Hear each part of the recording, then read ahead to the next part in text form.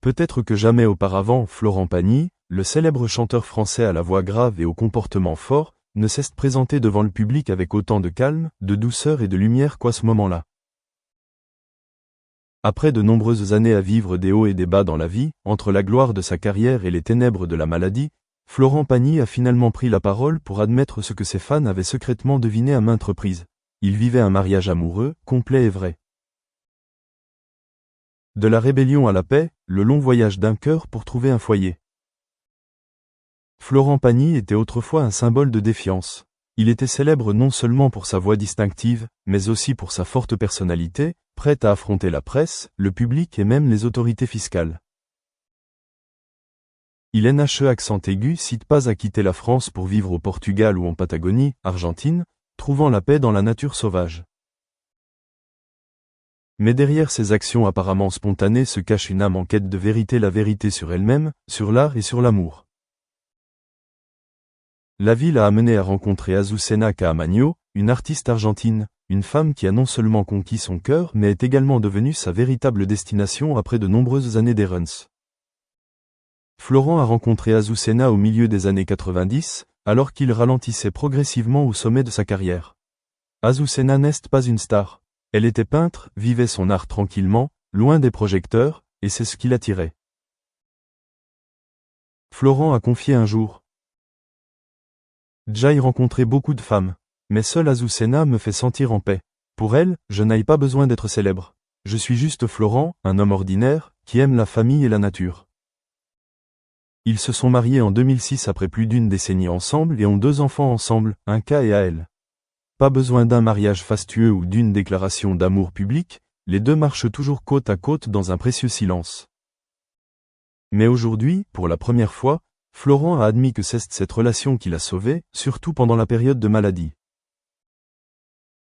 En janvier 2022, Florent Pagny annonçait être atteint d'un cancer du poumon inopérable. Cette information a choqué l'industrie musicale française. L'artiste autrefois connu pour sa vitalité féroce est désormais confronté à un ennemi invisible, dangereux et obsédant. Durant la longue période de chimiothérapie et de radiothérapie, Florent s'est retiré de la scène et est resté loin des médias. Mais à côté de lui, Azucena n'est jamais partie. Elle s'occupait de chacun de ses repas, de son sommeil, surveillait son programme de médicaments et l'encourageait avec une patience extraordinaire. Florent a admis. Sans elle, je ne suis pas sûr que j'y serais parvenu. La maladie m'a rendu physiquement faible, mais émotionnellement fort. J'ai appris à être reconnaissant pour la vie, la musique et l'amour que j'ai.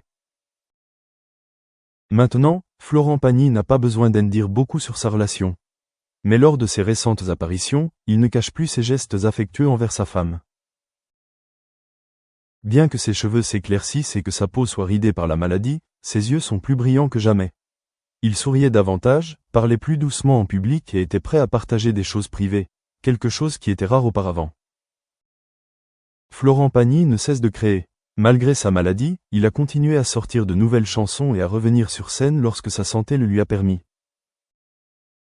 Ce qui est remarquable, c'est que ces nouvelles compositions ont plus de profondeur, plus de qualité narrative, comme si chaque note était écrite par un cœur à la fois en souffrance et ravivé par l'amour. Son dernier album, L'Avenir, est un hommage musical et une confession d'amour à la vie, et à la femme qui s'est toujours tenue silencieusement derrière elle. Dans la chanson thème, il chante « Quand tout devient sombre, tu es la lumière qui ne s'éteint jamais. Quand je doute de moi-même, tu es la voix qui me maintient ancré dans la réalité. » Florent Pagny n'est plus le garçon rebelle qu'il était autrefois. À 62 ans, c'est un homme des expériences, avec un passé glorieux, un présent paisible et un avenir ouvert à la gratitude. Le mariage avec Azucena n'était pas une histoire d'amour douce et rose, il était construit sur la confiance, la patience et le dépassement de la douleur ensemble. Maintenant, Florent n'avait plus besoin de chercher plus loin. Il a trouvé la chose la plus précieuse, un bel amour, une famille chaleureuse et une raison de continuer à vivre, à créer et à aimer. Florent Pagny ne nie pas qu'il y a eu des moments où il a pensé qu'il allait abandonner. Les traitements l'ont laissé épuisé physiquement et mentalement. Les cheveux tombent, la voix, le bien le plus précieux, devient parfois faible. Il y avait des jours où il ne voulait pas se réveiller, ne voulait regarder personne et ne voulait plus tenir le micro. Mais chaque matin, le regard fixe des Azucena le faisait se lever. Elle ne se plaint jamais. Je ne me suis jamais plaint de la perte de liberté, des nuits blanches, de la colère soudaine d'un homme malade. Elle posait toujours silencieusement sa main sur l'épaule de son mari et ne disait qu'une seule phrase. Nous n'avons pas encore fini.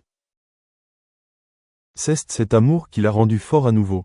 Il a commencé à s'entraîner légèrement et retourné en studio, a écrit de la musique et est progressivement apparu dans les médias avec un nouveau look. Non pas pour s'affirmer, mais pour partager des expériences de vie, et l'expérience d'aimer et d'être aimé. Florent Pagny, l'homme qui n'a plus rien à prouver. Une chose que les fans ont toujours admirée chez Florent Pagny, c'est qu'il n'essaie jamais d'être parfait. Il a fait des erreurs, s'est rebellé, s'est retiré du showbiz et a laissé sa carrière au bord du gouffre. Il a chanté un jour. Je ne suis qu'un homme, je ne suis qu'un homme. Et oui, il n'essayait pas d'être un héros, mais c'est cette honnêteté. Should you wish to revisit this content or share it with any colleagues. Before we begin, I'd like to hand over briefly to Hamish Derrick and Tony McCandless from Blue Prism, who are going to talk about how their work supports the higher education sector. Okay, Hamish, do you want to go first? Yeah, sure. Hi, everyone. So, yeah, my name's Hamish Derrick. I work for Blue Prism in our public sector team as an account exec. So I'm currently looking after higher education customers, but I've got a background in local government, charities and housing associations, and it's kind of been my role to sit down with them, help them discover automation opportunities where they can get that benefit. So hopefully we can take some of the learnings from there and tell you about what our customers in the education market are up to at the moment. Tony, do you want to? Okay. Yeah, and good afternoon, folks. Tony McCandless, Chief Technology Officer for Blue Prism across Europe, Middle East and Africa. I joined the company about 3 months ago, and prior to that, I've been CIO for the likes of Thames Water and FIS and other organisations. And I suppose the scenario around joining Blue Prism was having been a customer 3 times, definitely was useful, but I think there's an awful lot more that we can be doing. And actually the other side is there's an awful lot more we should be doing. And especially given the challenges over the last 2 years that the pandemic has laid, not just on higher education, but across the piece. So really been impressed in the last 12 weeks. And part of my role is to actually engage with senior people across all of our business areas and listen and then take back into the organization what I'm hearing and try and get us to develop our products and our services. So I really value the opportunity as much as Hamish can give you some insight into things that we have done, other things that you guys think that we could be doing in order to help yourselves. Great, thank you both very much. And thank you to Michael for joining us as well. You haven't missed anything, we've just done a brief introduction. I'd like to begin the discussion by noting that as the student journey becomes more personalised and complex, new solutions are needed to support not only students, but the staff who need to deliver them. And with that in mind, I'd like to start by asking the panel, what are the most pressing student needs that they have identified when managing student journeys? Everyone's always far too polite to go first. Neil, would you